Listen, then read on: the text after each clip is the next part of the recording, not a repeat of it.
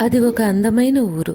ఆ ఊరిలో ఆయాన్ మరియు రవి అనే ఇద్దరు స్నేహితులు ఉంటారు. ప్రతిరోజు పాఠశాల అయిన తర్వాత వారిద్దరూ పార్కులో కలుసుకుని ఆడుకుంటూ ఉంటారు.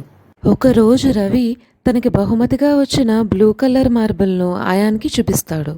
సూర్యుని కాంతి పడటం వల్ల అది బాగా మెరుస్తూ ఉంటుంది. అది చూసిన ఆయాన్ ఇది చాలా అద్భుతంగా ఉందే అంటూ ఆశ్చర్యపోతాడు. రోజు సాయంత్రం ఆట ముగిశాక రవి తన బ్లూ కలర్ మార్బుల్ పోయిందని గుర్తిస్తాడు. ఇద్దరూ కలిసి ఎంతసేపు వెతికినా ఆ మార్బుల్ దొరకకపోవడంతో రవి నిరాశతో ఇంటికి వెళ్తాడు.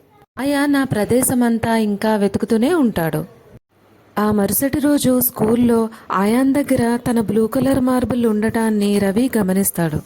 రవి తన మనసులో ఆయాన్ నా బ్లూ మార్బుల్ను దొంగిలించాడా, నమ్మలేకపోతున్నానే అనుకుంటూ ఉండబట్టలేక ఆయాన్ వద్దకు వెళ్ళి అడుగుతాడు.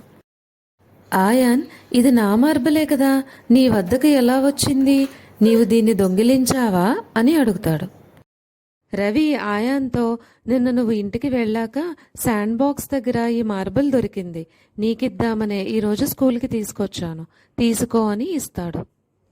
ఆ మాటలకు రవి సిగ్గుపడుతూ, నన్ను క్షమించు ఆయాన్, నిన్ను తప్పుగా అర్థం చేసుకున్నందుకు. ఇకపై మనిద్దరం మంచి స్నేహితులుగా ఉందామంటాడు. స్నేహం అనేది పరస్పరం విశ్వాసం మీద ఆధారపడి ఉంటుంది.